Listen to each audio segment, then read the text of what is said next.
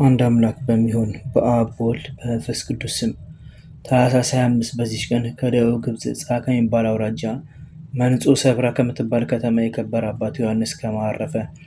የዚህም ቅዱስ ወላጆቹ እግዚአብሔርን የሚፈሩ ምዕመናን ከእርሱም በቀር ልጅ የላቸውም። በዚህም ዓለም በሰርጉ ደስ ይላቸው ዘንድ ወደው ለሕያዋ ደም ግባቷ ያማረ ድንግል ብላቴና ያለ ፈቃዱ አጋቡት። ወደ ጫጉላ ቤትም በሌሊት ገብቶ ዘወትር እንደሚጸልይ ቆመ። ወደዚያች ብላቴናም ቀረብ ብሎ ይህ ዓለም ፍላጎቱ ኃላፊ እንደሆነ አንቺም ታውቂያለሽ፣ ሥጋችንን በንጽሕና ለመጠበቅ እርስ በርሳችን እንስማማ ዘንድ ትፈቅጃለሽን? አላት። እርሷም ወላጆች ያስገድደው ለአንተ አጋቡኝ እንጂ ሥጋዊ ፍትወትን እንዳላሰብኳት ሕያው እግዚአብሔር ምስክሬ ነው። አሁንም እነሆ እግዚአብሔር ልመናዬን ፈጸመልኝ ብላ መለሰችለት። ከዚህ በኋላ ድንግልናቸውን በንጽሕና ይጠብቁ ዘንድ ሁለቱም ተስማምተው በአንድነት በአንድ አልጋ ላይ እየተኙ ብዙ ዘመናት ኖሩ። የእግዚአብሔር መልአክ ከሰማይ በመውረድ ክንፎቹን አልብሷቸው ያድራል። ከጽድቃቸውን ብዛት የተነሳ ማንም ያልዘራትን እና ያልተከላትን የወይን ተክልን እግዚአብሔር በቤታቸው አበቀለ። አድጋ ወጥታ ከቤታቸው ጣሪያ በላይ ተንሳፈፈች። እርሷም የድንግልናቸውን መጠበቅ ታመለክታለች። ይህ ስራ በሰው ተፈጥሮ ላይ ይከብዳልና። ሁለት ወጣቶች በአንድነት የሚተኙ ሆነው ድንግልናቸውን ጠብቀው ሲተኙ ከቶ የፍላጎት ሀሳብ አይነሳምን? እሳትን የሚታቀፍ ሥጋው የማይቃጠል ማን ነው? የእግዚአብሔር ረድኤት የምትጠበቀው ካልሆነች። ወላጆቻቸውን ብዙ ዘመን ሲኖሩ ልጅን እንዳልወለዱ ባዩ ጊዜ ጎልማሶች ስለሆኑ መሰላቸው። ከዚህ በኋላ የከበረ ዮሐንስ ከማ ይህም ካም ማለት ነው እንዲህ አላት። እህቴ ሆይ እኔ ወደ አስቄጥስ ገዳም ሄጄ መነኮስ ዘንድ እሻለሁ፣ ግን ያላንቺ ፍቃድ ምንም ማድረግ አይቻለኝም። እርሷም የምትሻውን አድርግ፣ እግዚአብሔር ከእኔ የተፈታህ ያድርግህ አለችው። ይህንንም ባላችው ጊዜ ወደ ደናግል ገዳም ወሰዳት። በዚያም መንኩሳ መምኔት ሆነች። ድንቆች ታምራትንም የምታደርግ ሆነች። እግዚአብሔርንም አገለገለችው። የከበረ ዮሐንስ ከማም ወደ አስቄጥስ ገዳም ይሄድ ዘንድ በወጣ ጊዜ ፊቱ የሚያበራ ሰው ተገለጠለትና ስለ አመጣጡ ጠየቀው። ዮሐንስ ከማም እግዚአብሔር ከፈቀደ እኔ መነኮስ መሆንን እሻለሁ አለው። ያም ፊቱ የሚያበራ እንዲህ ብሎ መከረው። ከአባ መቃርስ ገዳም ወደሚኖር ወደ ከበረ አባ ዳሩዲ በዓት ሄደ በእርሱ ዘንድ ኑር። እርሱም የምንኩስናንም ስርዓት ያስተምርህ። ያም ፊቱ ብሩህ የሆነ ወደ አባ ዳሩዲ በዓት እስካደረሰው ድረስ አጽናናው፣ አብሮት ተጓዘ። ይህ አባ ዳሩዲም ተቀብሎ አመነኮሰው። እስከ ዕረፍቱም ጊዜ የምንኩስናን ሕግና ስርዓትን አስተማረው። ከዚህ በኋላ የእግዚአብሔር መልአክ ከአባ ዮሐንስ አጽድ ገዳም በስተምዕራብ ሄዶ ለራሱ ከዚያ ማደሪያ ይሰራ ዘንድ አዘዘው። ወደዚያም በሄደ ጊዜ 300 ሰዎች ወደ እርሱ ተሰበሰቡ። የምንኩስናንም ልብስ አለበሳቸው። ቤተክርስቲያንን ለራሳቸውም ማደሪያዎችን ሰሩ። ስርዓትንም ምስጋናን፣ የእመቤታችን የማርያምን ውዳሴ አስተማራቸው። በአንዲትም ዕለት እመቤታችንን ማርያምን ውዳሴዋን በመንፈቀ ሌሊት ቆሞ ሲጸልዩ የከበረ ሐዋርያ አትናቴዎስ ተገለጠለትና የረቀቁ ምስጢሮችን ገለጠለት። ከዚያችም ዕለት ወዲህ በሰለስቱ ደቂቅ ጸሎት ፍጻሜ ቅዱስ አትናቴዎስን ስም የሚጠሩ ሆኑ። ከዚህ በኋላ በአንዲት ዕለት እመቤታችን የከበረች ድንግል ማርያም ተገልጣለት ይቺ ቦታ ለዘላለም የኔ ማደሪያ ናት፣ እኔም ከአንተ ጋር እንደኖርኩ ከልጆች ጋር እኖራለሁ፣ ስሜም በዚህ ገዳም ሲጠራ ይኖራል አለችው።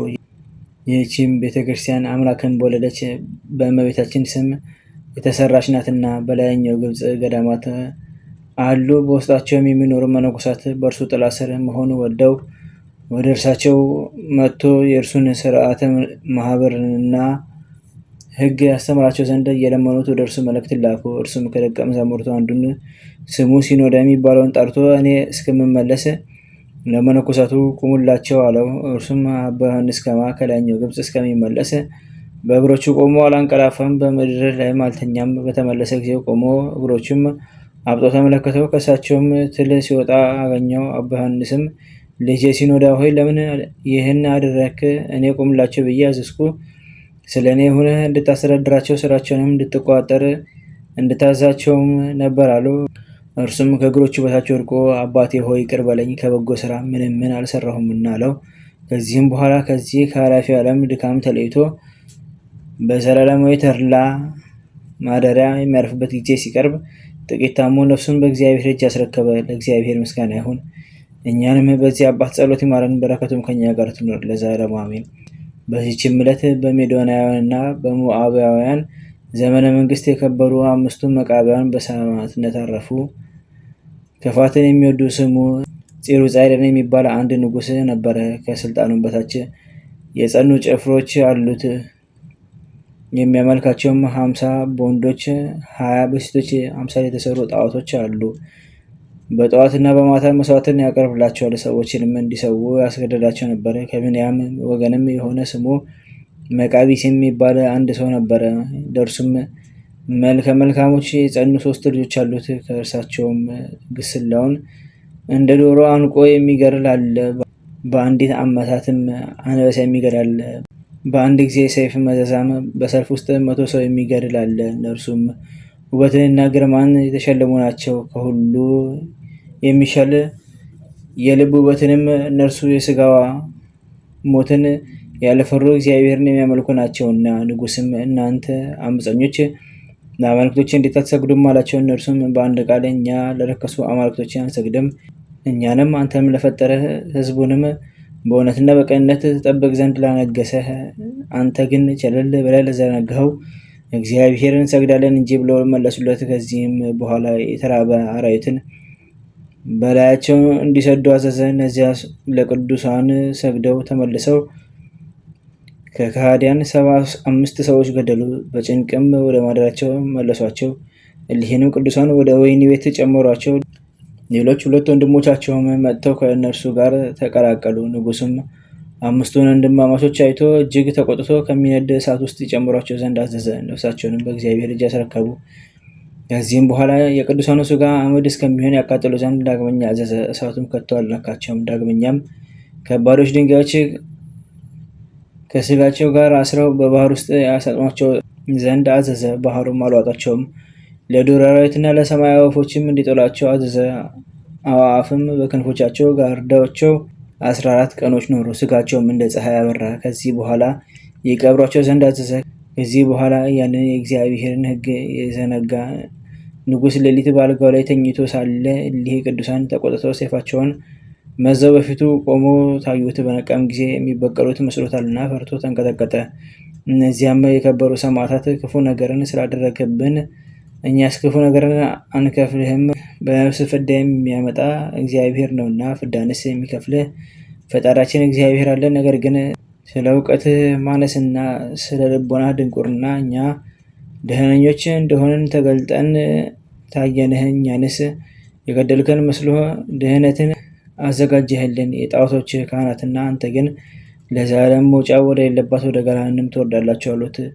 ከዚህም በኋላ ከእርሱ ተሰወሩ። ለእግዚአብሔር ምስጋና ይሁን፣ እኛንም በከበሩ ሰማዕታት ጸሎት ይማረን፣ በረከታቸውም ከኛ ጋር ትኖር ለዘላለሙ አሜን። በዚህም ቀን ደግሞ የከበሩ የመኮንኑ ኒቆላዎስና የታማኝ ሚስቱ ተጋዳይ የሆነ የታናሽ መነኮስ የዳንኤል መታሰቢያቸው ነው። አንድ አምላክ በሚሆን በአብ በወልድ በመንፈስ ቅዱስ ስም ታኅሳስ 26 በዚች ቀን ከሮሜ ሀገር የከበረች አነስጣስያ በሰማዕትነት ሞተች። ዘአቅረብኩ ማሕሌተ ዘኪረ አእላፈ እምለተጸምዱከ ዘልፈ ለለአነብብ ተወከፍ ዘንዴቴ መጽሐፈ እንተ ርእሰከ እግዚኦ ጸሪቀ መለት ወኩፈ እምእላቦ ብርሃን ዘተርፈ ነቢያት ቅዱሳን ሐዋርያት ሰባኪያን ሰማዕት ወጻድቃን ደናግል አዲ ወመነኮሳት ሄራን ባርኩ ባርኮ ጉባኤ ሳቲ መካን እስከ ደገይ ሊቅ ወንጉስ ሕፃን ለጻፎ በክርታስ ወለዛ ጻፎን ዘደርስ ወለዛ አንቦ ወስተረጎም ለሳዲስ ወለሰማ ቃሎ በዝነ መንፈስ ጸሎተሙ ማርያም አረቂተ ኩሉ እንባስ ወሬ ማረነ ኢየሱስ ክርስቶስ በቅዱሳኑ ጸሎት ጥብቅን በረከታቸው ከኛ ጋር ትኑር። ኦ አምላክነ በከመ ምሕረትከ ወአኮ በከመ አበሳነ አቡነ ዘበሰማያት